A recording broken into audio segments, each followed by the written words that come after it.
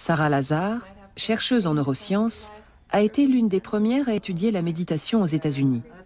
Au Massachusetts General Hospital, elle travaille avec la psychologue allemande Britta Holzel sur une question centrale. Que se passe-t-il dans le cerveau des personnes qui pratiquent la méditation? Depuis 10 ans, on s'intéresse beaucoup aux effets de la méditation sur l'activité et la structure du cerveau.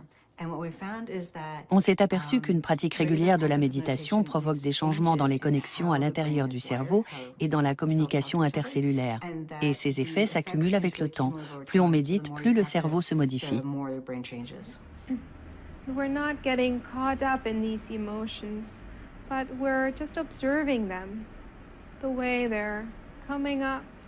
Des chercheurs avaient déjà constaté que les moines bouddhistes qui méditent quotidiennement présentaient un niveau d'activité plus élevé dans certaines zones du cerveau.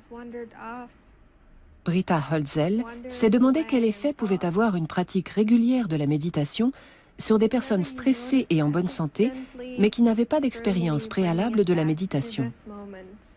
Durant 8 semaines, 16 volontaires ont suivi des cours de méditation et ont fait des exercices quotidiens chez eux.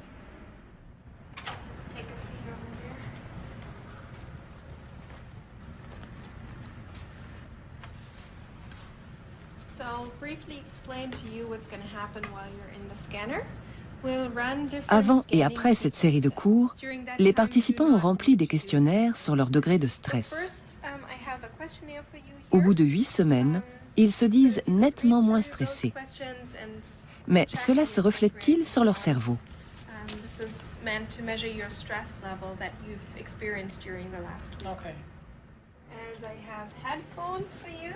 L'imagerie par résonance magnétique, ou IRM, révèle des résultats étonnants.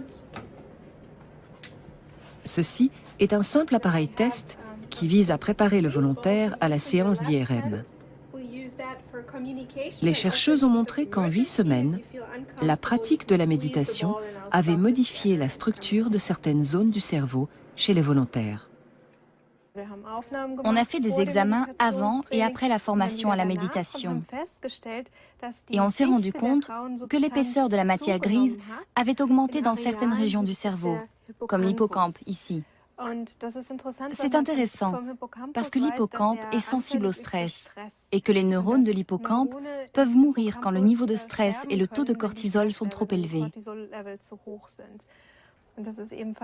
La plasticité du cerveau est vraiment fascinante. Les changements intervenus à cause d'un stress sont donc réversibles. Et la matière grise semble se reconstituer. Le stress a visiblement été balayé hors du cerveau, hors de la région chargée de la mémoire et de l'apprentissage.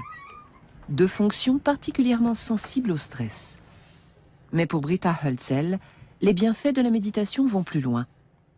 Ce qui est passionnant, c'est que la méditation aide la personne à voir les choses différemment, à prendre du recul et à comprendre l'incidence de certains événements sur sa santé.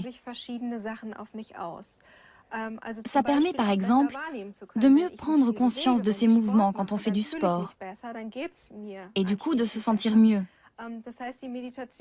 La méditation est en quelque sorte un outil pour prendre de la hauteur, pour avoir pleinement conscience de ce qu'on fait, de ce qu'on vit et de ce qui nous arrive. Contrairement au traitement médicamenteux, elle offre au sujet la possibilité de contribuer à son propre bien-être.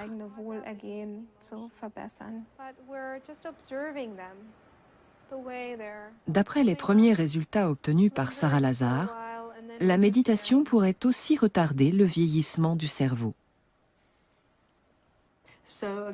Nos travaux n'en sont qu'à leur début. Pour l'instant, on a simplement identifié certains changements. Il faut mener d'autres études pour voir si la méditation freine vraiment le vieillissement. Et si tous les facteurs liés au vieillissement se trouvent ralentis, ou seulement certains d'entre eux.